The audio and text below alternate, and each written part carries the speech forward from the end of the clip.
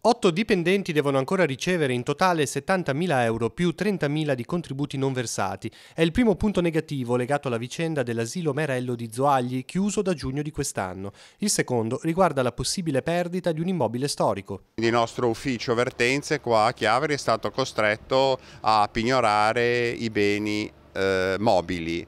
Poi altre 2 lavoratrici che non sono venute attraverso il nostro ufficio hanno pignorato il bene immobile. Quindi in questo momento un edificio di pregio è all'asta. Sul futuro dell'asilo si litigano amministrazione e Fondazione Merello, un impasse attualmente senza sbocchi, con peraltro gravi disagi per le famiglie. Noi abbiamo chiesto un incontro congiunto con il dottor Rocca, il sindaco di Zoagli e la presidente della fondazione, la dottoressa Coli, per vedere se si può evitare la vendita di questo patrimonio immobiliare importante e possibilmente recuperare i soldi. Secondo CISL, le strade percorribili sono due. La prima, accettare l'offerta di 130.000 euro avanzata dalla Croce Bianca Rapallese per l'impianto sportivo. Con questo importo si potrebbe da una parte riaprire l'asilo e dall'altra ripianare tutti i debiti che l'asilo ha nei confronti dei dipendenti e dei fornitori.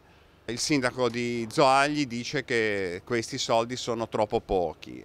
Bene, però troviamo un'altra soluzione, però insomma è chiaro che i dipendenti i loro crediti devono essere risarciti. La seconda strada, lo scioglimento del CDA della fondazione, che il sindaco avrebbe già potuto attuare per uscire dallo stallo, spiega CISL, qualora avesse ritenuto la gestione incapace di svolgere il proprio lavoro.